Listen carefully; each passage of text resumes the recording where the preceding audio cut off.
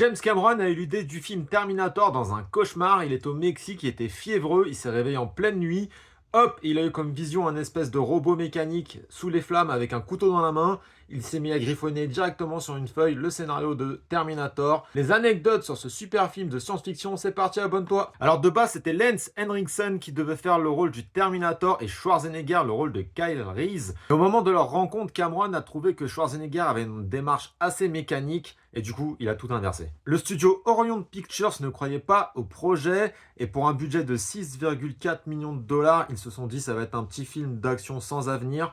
Au final, Terminator a récolté plus de 70 millions de dollars et c'est un succès de la pop culture.